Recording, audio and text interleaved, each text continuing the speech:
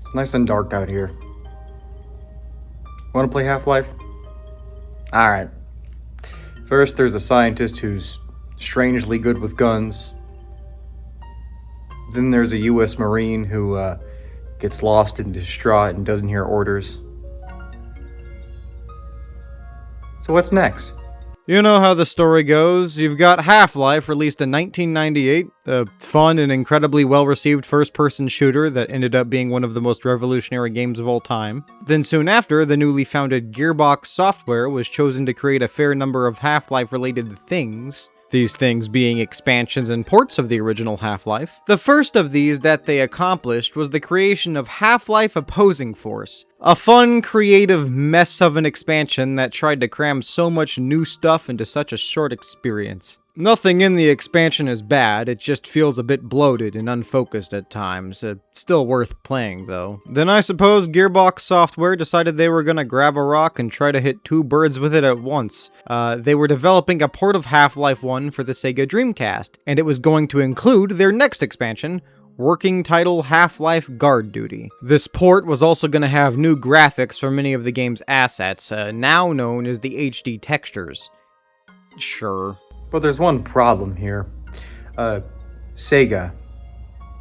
History happens, and it wasn't very kind to them. Sega sorta died. They transitioned into a third-party game developer and gave up on being a first-party one. Sega didn't really die, but the Dreamcast definitely did. Coming to a Dreamcast near you.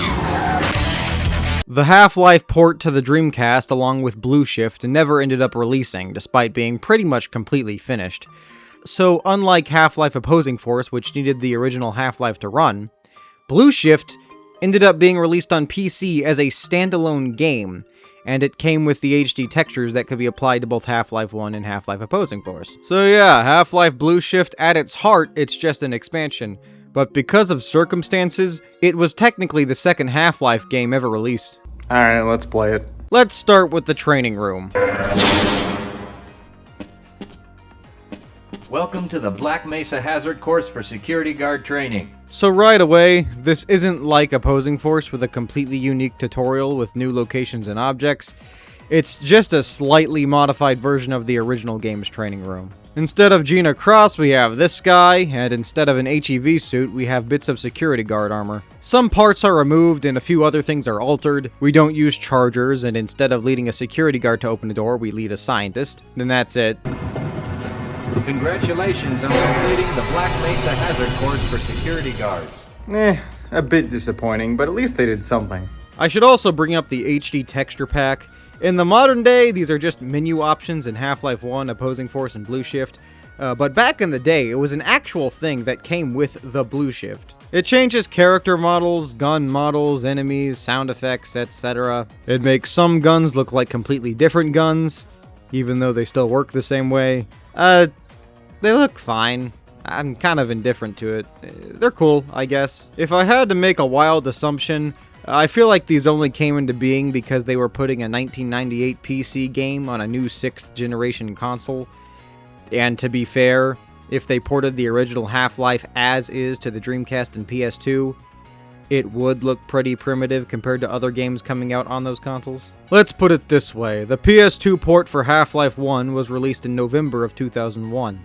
At that same time, games were looking like this on these consoles.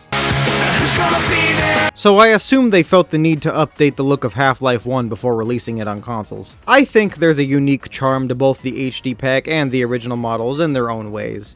But since Blue Shift was made with HD textures in mind, I'll stick to using those. Now to the actual game, let's play Half-Life Blue Shift. We open up on a tram ride, not dissimilar to the original game. We start in some dorm-looking area above ground, which is kinda neat. Oh, look at that, my game broke. It's been 5 seconds. The tram track just retracted without me going forward, and now I'm stuck here. Restarting, it worked. Yay, okay, let's move on. My name is B. Calhoun. I'm a Black Mesa Research Facility security guard with level 3 clearance, and my highest level of education is 2 years at Martinson College. My assignment is Area 3 security, and my highest priority is the safety of equipment. My second priority is scientists, and my lowest priority is my own life, which Which, I mean, it sounds cruel, but I guess that's kind of how being a security guard just works in general. Maybe not the equipment thing, though. We go past this little cafeteria area with Tesla's tacos and Big Tony's pizza. This makes the resonance cascade all the more tragic. There's these two guys playing a random arcade machine called Prax Wars 2 Dante's Revenge. See, what makes it funny is that this is one of the few unique assets from this game. We get stopped by one of those rotund security guards from opposing force. He says today's gonna suck, then he sends us on our way. Looks like we're in for a long day today. Have a good one, Calhoun. We also get to see Gordon Freeman as he's waiting to get on the tram from the first game. Then soon after we arrive on this very safe and very secure platform that is very up to code, and damn man, even old Aperture had railings. If we turn around, we can see Gordon Freeman going by on his way to work. In fact, Calhoun right now can be seen in the beginning tram ride of the original Half-Life. There he is. Maybe they wanted you to play as a security guard from the original game, but didn't want to choose someone who actually interacts with Gordon Freeman. Either that, or they just wanted to make sure they picked a guy that the player couldn't murder in the original game.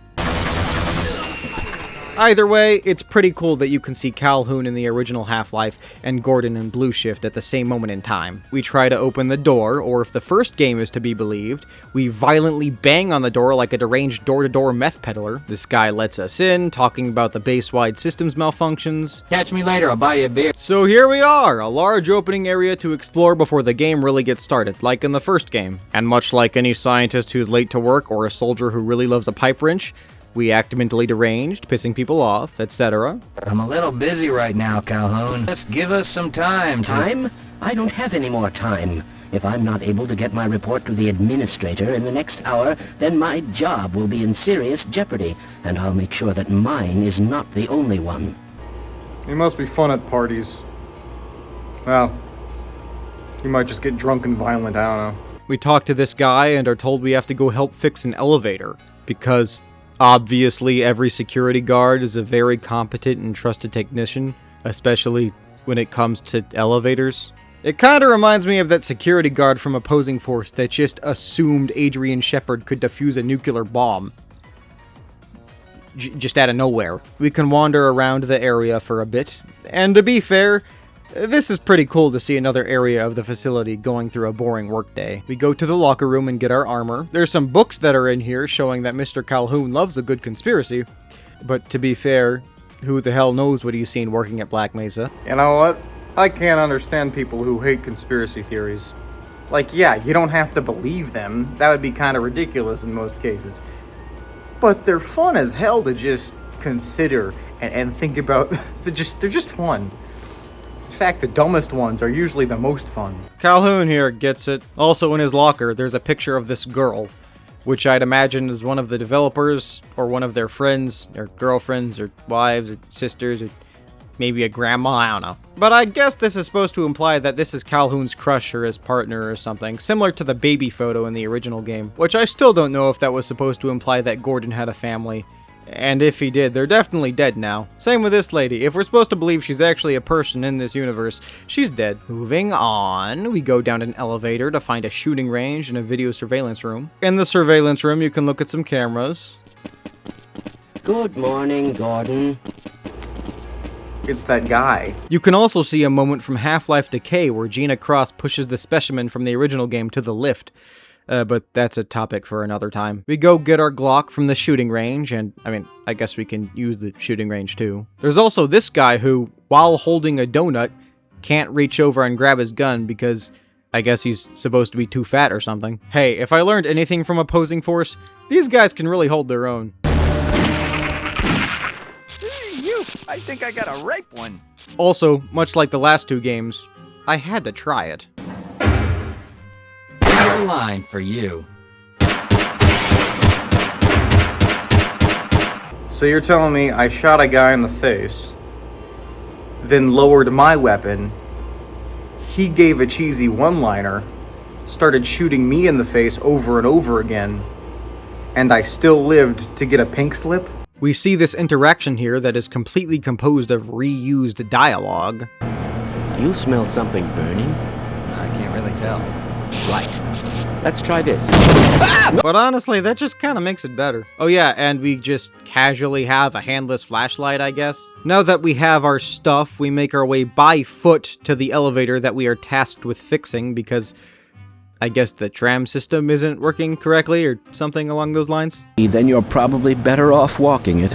I overheard someone say that all the trams on this end of the facility are having problems. Then We see him. the G-Man comes whizzing by at mind-numbing speeds. Yeah, not very subtle this time, but as far as I know, this is the only time he appears in the entire game, so why not? I would also like to point out a very peculiar aspect of this particular game that I think was unintentional, but I really do love it. I'll talk about this a bit more later, but throughout most of this game, it feels like we're going through the forgotten and unused parts of Black Mesa. And I don't mean to say that it feels dilapidated or in disrepair, just kind of empty, old. Yeah, these are the walkways that the trams have made superfluous, but they don't feel like they're trying to be old and broken. It's kind of like an unused classroom if you've ever been in one of those. Or maybe this is better. They all feel kind of like an empty parking lot, and pretty much the entire game feels this way.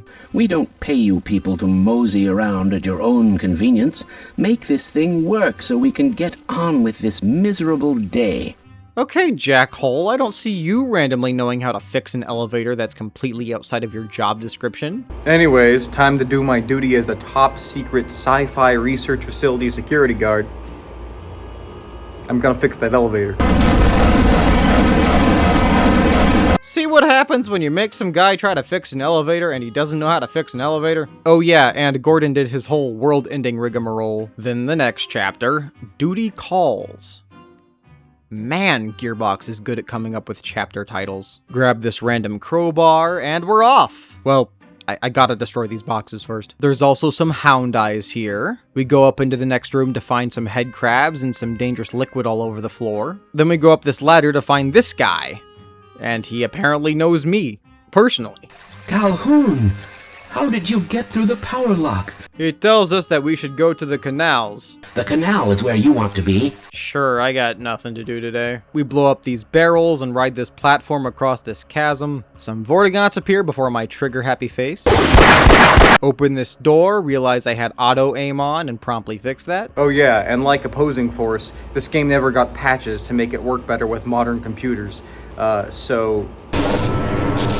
Another bug that frustrates me like crazy is that if you load a save after dying with clicking instead of using the keyboard, you'll start shooting the gun over and over and over again until you click again. And every time I'd die, I'd constantly forget to press a key rather than clicking, so I'd end up wasting ammo or giving my position away to enemies. I'm really mad they have never fixed this. We hurl some barrels and move these cranes to solve a fairly memorable platforming puzzle. A bit of wandering, and we end up in the aforementioned canals. It's where we want to be. This is a pretty fun section.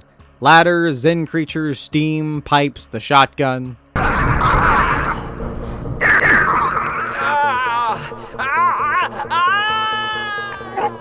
Okay, he definitely did that on purpose, right? The zombies had nothing to do with that. Oh, also, this game has no unique soundtrack at all. The entire OST is taken straight from Half-Life Opposing Force. Kinda disappointing. Not much else to say about it. Shooting, killing, fun, pleasant times. We end up lowering this lift that has one of those explosive boxes from Opposing Force on it. We go around and hurl it into the water below, blowing up these gears and clearing a path forward. Yeah, why are we on disposal duty anyway? Just because Shepard's team didn't make it, we have to do the crap jobs? Hey look, they mentioned Adrian Shepard. Awesome. Next chapter, Captive Freight. We make it to the surface to find some annoyingly placed turrets guarding some goodies. Thankfully though, it's completely optional, so honestly, it's not worth it. Hey, the Colt Python's here.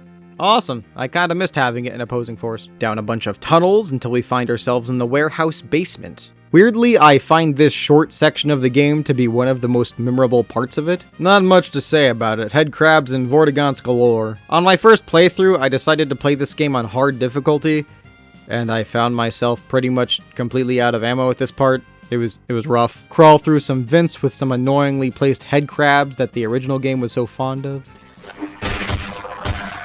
Then we come upon some soldiers that have just decimated a poor defenseless man named Harold. Find Dr. Rosenberg. With him, you may have a chance to get out of this place. No, don't like seeing this model with a different voice. It makes me feel like I need to take a shower. As he's dying, he tells us to find someone named Dr. Rosenberg. Help! Someone let us out of here! Someone let us out of here! Rescue at last! Thank God you're here! On my first playthrough, it took me a while to realize that you could open the freight cars. I didn't realize the back of them were doors, so I kind of got stuck here. Apparently, Black Mesa is transporting frozen Vortigaunts by train. To where? Hell if I know, but sure, send them to random places around the country by train. We go from place to place, saving scientists who are trapped in these train cars. There's a bunch of soldiers who really want me dead. Like the idea I mentioned earlier with the walkways, this place also feels just like a forgotten part of Black Mesa that nobody goes to anymore. Like the soldiers and Zen creatures found themselves in a part of the facility that gets used once every few months on a busy year. I'm afraid I'm not Dr. Rosenberg, but you'll still help me, won't you? Fine. How the hell did that get here? We blast this metal door open with some gas canisters. It's almost as if we were blasting it into a pit. Blast pit! A big open area with a train to move, and after we do so, he exists, Dr. Rosenberg. Poor Harold. He tells us that he knows a way to teleport out of Black Mesa. Then he tells us to hop on his hands and head to get out of the train car, since apparently we got locked in here. Let's try this. You look great, dude. He tells us we have to go back to the place where we found Harold, so we escort him back. Very, very slowly. And the game broke.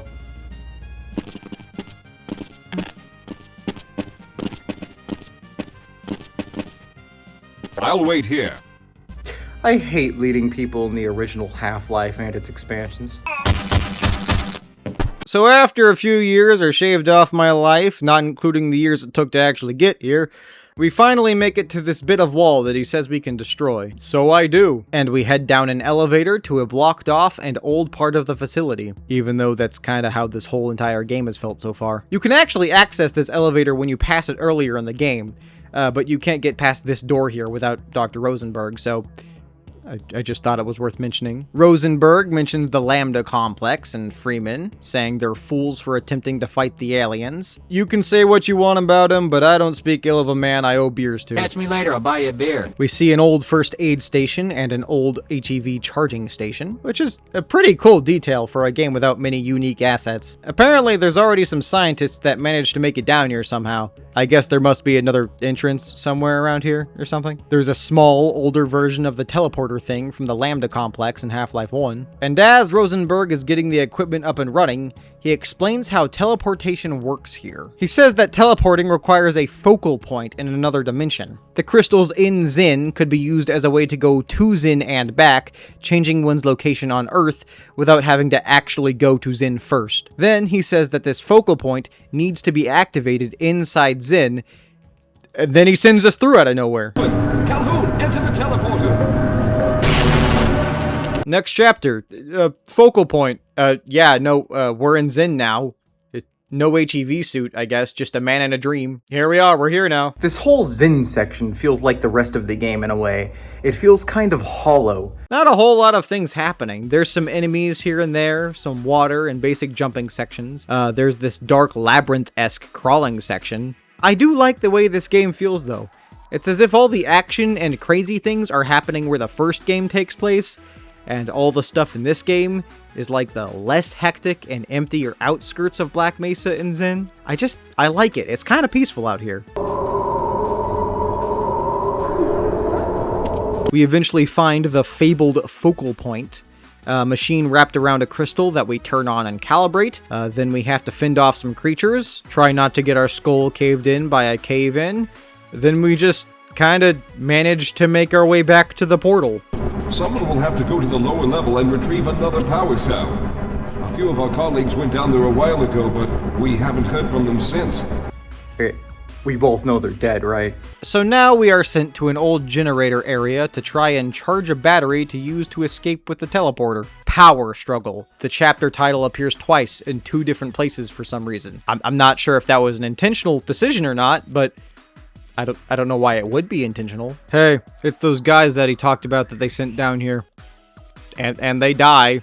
Honestly, it would have been refreshing for those guys to not die, because I gotta tell you, I was kind of expecting them to die. There's a bunch of old rooms and angry soldiers who want to reduce our internal blood supply to less than a fluid ounce. Honestly, most of this chapter is just running around and shooting things, which, I mean, it's fun. Not much else to say about it. It's fun. We come upon an environmental puzzle with a torn electric fuse, where we have to use a metal barrel to complete the circuit and blow up this door. That's honestly a pretty cool puzzle for an original Half-Life adjacent game. Then we reach this room flooded with deadly coolant. We have to get across this gap, so we lower the coolant level, create a bridge using coolant barrels, then raise the level again and hop across. A bit awkward, but not a bad puzzle. Some alien grunts to kill. Then here we are, the generator control room. Turn it on, then fight our way back to the others. There's this guy. Let me see if I can get out of the way. That's a very strange way to die to a Vortigaunt, considering they don't use guns or weapons. They just electrocute you.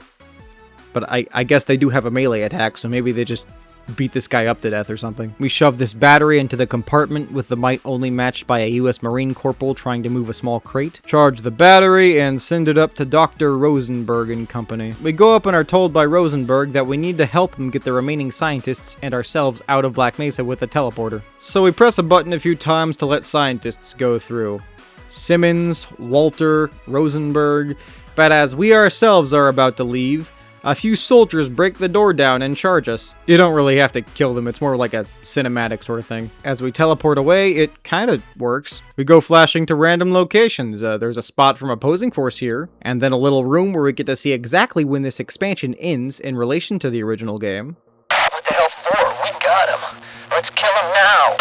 Look at that! Gordon Freeman getting carried towards the trash compactor by 2 pissed gunmen. Which I guess means this is the one little part where Gordon Freeman is actually conscious during his apprehension. Who would have known that Calhoun was watching the whole time? Maybe he's always watching. Then we make it out with the rest of our crew, and we drive off into the sunset, and are deemed out of range.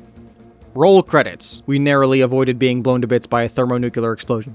So that's Half-Life Blue Shift. I think it has the opposite problem of Half-Life Opposing Force. Opposing Force tried to do so much in such a small amount of time, but this one barely has anything new or unique. Nothing here is bad, but it less so feels like it's trying to do something, on its own, and more so just feels like it's trying to have a few extra sections that could have been shoved into the original game if you really wanted to. It's also really short. It's only about 2 hours to beat. There's really not much to say about it. It's a short little Half-Life fix, that's all you really need. Opposing Force does way too much new stuff, and Blue Shift does barely any new stuff. So, kind of polar opposites in that regard. I feel like I see a lot of people say they prefer Blue Shift over Opposing Force, and I guess I can see that, but I think personally, I'm more of an Opposing Force guy. I like the new ideas and seeing Black Mesa after Half-Life 1. Though Blue Shift has its place as just a fun, simple, extra bit of Half-Life to play. Anyways, it's late. I'm just gonna hang out here for a little bit, so... yeah,